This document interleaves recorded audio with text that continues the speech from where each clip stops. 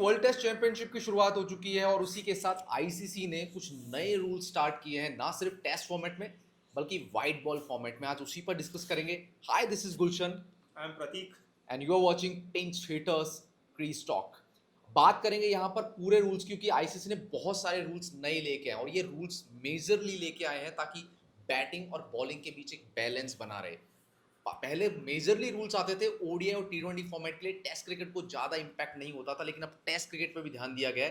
प्रतीक, सबसे पहले first rule से ही आते हैं और डिस्कस करते हैं एक एक रूल को वन बाय वन। मैं तो पहले कहना चाहूँगा कि बहुत लॉन्ग टाइम ओवरड्यू था कि मतलब हम इसको टिपिकली बैटर्स गेम बोल रहे थे कुछ टाइम से, because yes modern day cricket की वजह से मतलब जो T20 क्रिकेट का जो अडॉप्शन हुआ उस वजह से कुछ ज़्यादा ही बैटर को फ्रेंडली हो रहा था, ये पूरा फेवर कर रहा था। बट अभी आईसीसी बहुत एक मतलब स्ट्रिक्ट, बहुत ही वेल कैलकुलेटेड रूल्स लाई है। एंड ये टेस्ट क्रिकेट को लेके बहुत एम्फोसाइज किया है उन्होंने।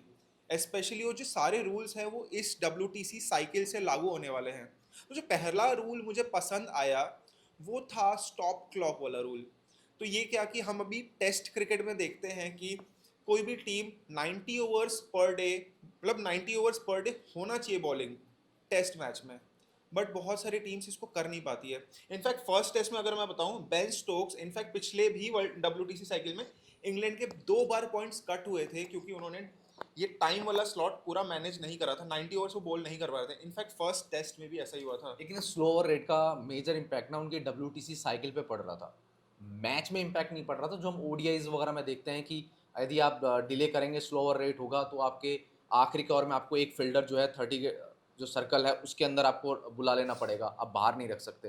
तो वो अब यहाँ पर टेस्ट क्रिकेट में देखने को मिलेगा थोड़ा।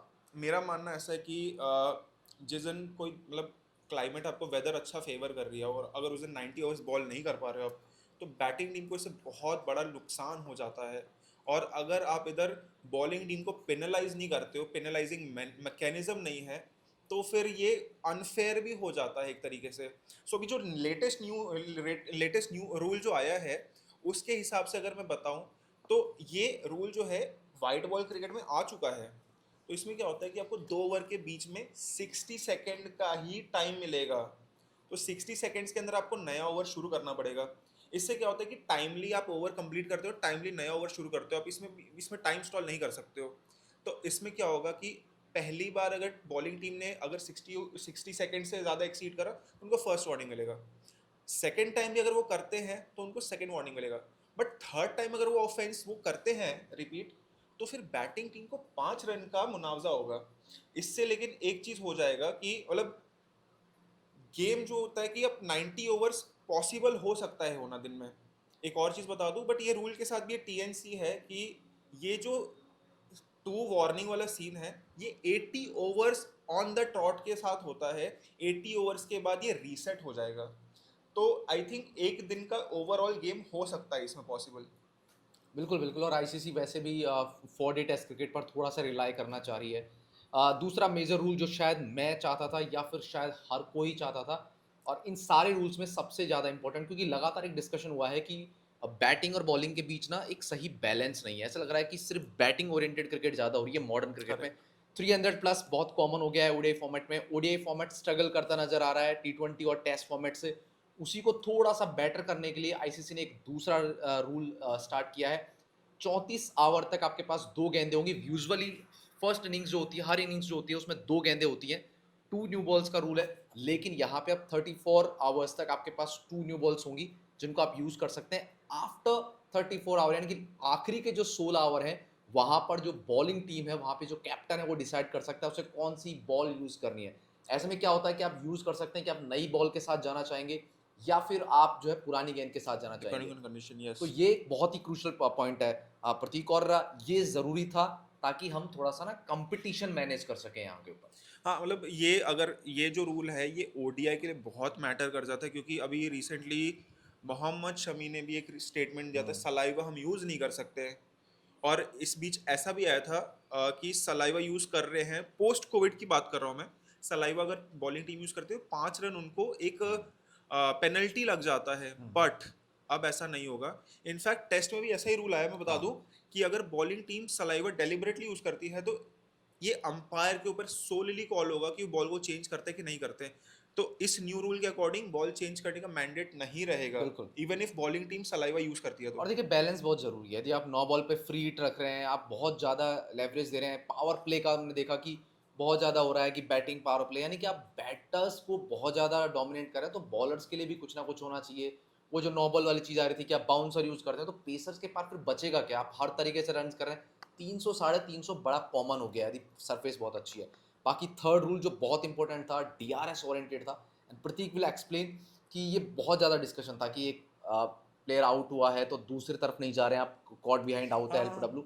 तो प्रतीक थोड़ा वो एक्सप्लेन कीजिए। अ, ये बहुत नेटिग्रिटीज वाली बात हो जाती है कि जैसे अभी कॉट बिहाइंड को लेके बहुत बार अपील होता है, जैसे हमने ऑस्ट्रेलिया और ये वेस्ट इंडीज़ के टेस्ट में देखा, तो बहुत ही कंट्रोवर्शियल था। मतलब 5 गलत डिसीजंस लिया था थर्ड अंपायर ने, एड्रियन हॉलस्टॉक ने। तो उसमें एक one of the instance was कि कैच हुआ है कि नहीं हुआ है, कॉट बिहाइंड हुआ है कि नहीं हुआ है। तो अब ऐसे केस में अगर मैं इसको थोड़ा बहुत ही जेनेरिक वे में बताऊं, तो लेट्स से बॉलर ने बॉल करा, बैटर ने उसको टच हो गया कहीं से और विकेट कीपर ने पकड़ लिया बॉल, तो वो अपील करते हैं बैटिंग बॉलिंग टीम। तो वहाँ पे अगर अंपायर आउट देता है तो ऑब्वियसली बैटर टीम अगर उनको कुछ डाउट है तो वो अपील करेंगे। तो first thing will be to check whether वो बैट या बैट से लगा है कि नहीं लगा है, या फिर ग्लव से। अगर लगा है तो इट्स आउट।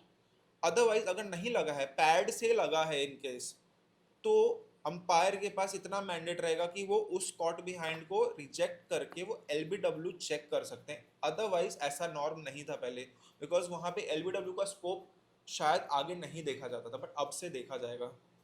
डेफिनेटली, और ये रूल बहुत ही क्रूशल था डीआरएस के पॉइंट ऑफ व्यू से। बाकी तो मैं कहूँगा कि डीआरएस को थोड़ा और थोड़ा सा अपग्रेड करना पड़ेगा। काफ़ी ऐसी चीज़ें होती हैं जहाँ पर वो एम्पायर कॉल वाला सिचुएशन भी आता हाँ, है अभी बेनिफिट ऑफ उस डाउट। पे। हाँ, वो थोड़ा सा ना अभी बेनिफिट ऑफ डाउट ही चल रहा है, उस पर थोड़ा चेंज करने की जरूरत है। कई केसेस में ऐसा हुआ है, बहुत बार हमने 2023 वर्ल्ड कप में भी देखा फाइनल में किस तरह से विकेट गया था ट्रेविस हेड का, वहाँ पर एक एम्पायर कॉल लगा, ये बहुत ज़्यादा क्रूशल हो जाता है। इसके अलावा मेजर जो अभी अगला जो रूल है वो specially for the T20 format, बहुत ज़्यादा, वैसे तो ओडीआई फॉर्मेट भी है, पर टी20 फॉर्मेट के लिए स्पेशली बताया है कि किस तरह से पावर प्ले रहेंगे, क्योंकि पावर प्ले का रूल बहुत मैटर हो जाता है specially in the T20 format, क्योंकि आपके पास पूरा एक लेवरेज होता है रन्स बनाने का।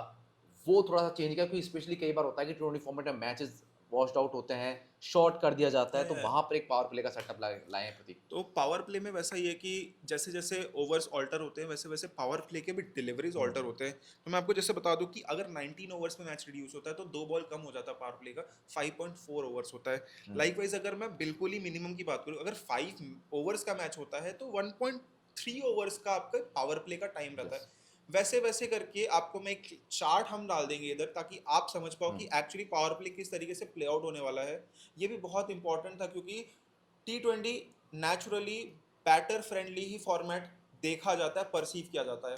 सो I think this is going to change a lot, and हमको शायद 200 250 300 रन नहीं दिखने वाले। एंड अब थोड़ा बैलेंस में चलेगा ये बिल्कुल फॉर्मेट। बिल्कुल, and thanks to walking wicket जिन्होंने कि ये आर्टिकल प्रिपेयर किया और उन्होंने हेल्प किया हमें ये पूरा जितने भी रूल्स थे उनको और अच्छे से एक्सप्लेन करने के लिए। सो table is also presented by walking wicket, जिन्होंने प्रिपेयर किया है पूरा कि किस तरह से होगा। और प्रतीक, ये बहुत अच्छा है कि एक नंबर सेट ऑफ पैटर्न होना चाहिए। जैसे आपने बोला कि 19 ओवर का गेम है, तो वहाँ पर एक लेवरेज दिया कि 2 बॉल ही कम किए, एकदम परफेक्ट चल रहे हैं। और मुझे लगता है कि आने वाले टाइम में और भी रूल्स होंगे। बाकी रिसेंटली अभी 2 रूल, जैसे कि कंकशन वाला भी था कॉन्कशन वाला कि बहुत या अच्छा रूल आया है। हाँ। कॉन्कशन रूल को मैं लेके बता दूं, मतलब इफ यू रिमेंबर अभी इंग्लैंड जब इंडिया आई थी, हम्म, तो उसमें हर्षित राणा का जो डेब्यू था T20 का, वो वो बहुत ही बहुत ही, हाँ। कंट्रोवर्शियल देखा गया था, क्योंकि हमारे एक प्लेयर उसमें से इंजर हो गया था एंड कोई कॉन्कशन सब्स्टिट्यूट नेम नहीं किया गया था। तो उस समय जो हमारे कैप्टन थे उन्होंने हर्षित राणा को वो बुला लिए, एंड हर्षित राणा ने फिर मैच विनिंग स्पेल डिलीवर करा और शायद वहां से इंडिया जीत गया। तो जॉस बटलर ने एक डिग भी लिया था कि हाउ इज इट पॉसिबल, अब एक ऑलराउंडर के बॉलर से कैसे रिप्लेस कर सकते हो। शिवम दुबे वो बिल्कुल। इंजर हो गए थे, बट आप बॉलर ये को लाते हो। एक्चुअली यहाँ पे जो मेन इशू था वो था लाइक टू लाइक, यानी कि आपको अब प्लेयर देने पड़ेंगे कि ये ऑलराउंडर है, ये बॉलर है, ये पेसर है, ये सबको बताना पड़ेगा। करेक्ट। उससे क्या होता है ना कि जरूरी होता है कि शिवम दुबे का रिप्लेसमेंट कभी हर्षित राणा नहीं हो सकते।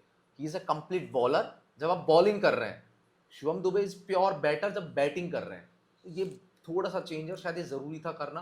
बाकी एक जो रूल कैचिंग वाला, जो प्रतीक वो तो खैर डिस्कस हुआ ही था, उस पे काफ़ी सारी बातें हो रही थी, बिग बैश में भी काफ़ी हुआ नहीं, कि आपने कैचिंग को लेके अगर हाँ, मैं गए बोलूँ, और ऊपर से उछाल दिया एंड देन दूसरा आ रहा, तो इट्स हाँ, लाइक टिपिकल थोड़ा बास्केटबॉल बैलेंस वाला फ़ील रहेगा, लग रहा था कि एस्थे ड्रिबल हो रहा है, फुटबॉल हो रही है। बनी जंप नहीं कर सकते या आप वो टिपिकली। थोड़ा-सा सही भी नहीं था और बट हाँ, इट्स कैच गुड। को लेके अगर मैं बता दूँ, एक और छोटा-सा रूल है बट बहुत इंपॉर्टेंट रूल है कि अगर बॉलर ने नो बॉल फेंका है, आइदर इट्स हुँ, बाउंड्री, आपने क्रीज लाइन क्रॉस किया या फिर आपने फिर वो कमर से ऊपर बॉल फेंक दिया, अगर वो नो बॉल अंपायर ने कॉल कर हुँ। दिया है और उस पे कैच होता है, तो first thing is third umpire और ऑन फील्ड अंपायर दोनों उसको नो बॉल तो बोल सकते हैं, बट ये जो ऑन फील्ड अंपायर है उनके पास एक लीवे बन जाता है कि वो उस कैच पे भी रिव्यू ले सकते हैं कि वो कैच क्लीनली लिया गया कि नहीं लिया गया। पहले ऐसा नहीं होता था, मतलब ये जो आप रूल कह रहे हो ना, बाउंड्री के बाहर and etcetera, that will come into play yes. Because वहां से जो मैच चेंज होता है, that is going to change a lot of decisions एक गेम के अंदर।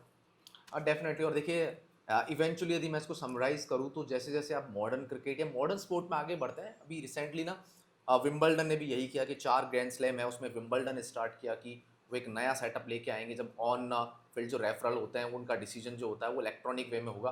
तो ये धीरे-धीरे चेंजेस बनते हैं और आईसीसी ने इसी तरह किया, शायद हमें देखने को मिले कि ओडीआई क्रिकेट में स्पेशली बहुत ज़्यादा फेयरनेस देखने को मिलेगी। वो जो बैटिंग बॉलिंग का कॉम्बिनेशन हम देखते आ रहे थे पहले, जो बड़ा मैच होता था, 280 270 रन बनते थे।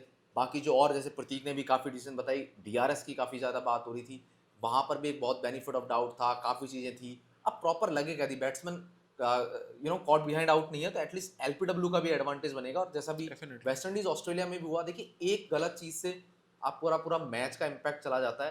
तो इवेंचुअली काफ़ी सारे रूल्स हैं और मुझे लगता है प्रतीक आने वाले टाइम में और भी रूल्स हमको देखने को मिलेंगे अक्रॉस द फॉर्मेट। हाँ, डेफिनेटली, बिकॉज ये हमारा भी एक ड्यूटी बनता है कि हम सबको अप्राइज करें कि रूल्स कैसे चेंज हुए, बिकॉज जो रेगुलरली क्रिकेट फॉलो नहीं करते उनके लिए रूल बिल्कुल ही एलियनेटिक हो जाएगा, उनको लगेगा कि क्या हो गया एंड उनको फिर अनफेयर फील होगा। But rules are rules and rules के अकॉर्डिंग अगर गेम चलता है तो हुँ। गेम की लेगेसी भी उस तरीके से बिल्ड होती है।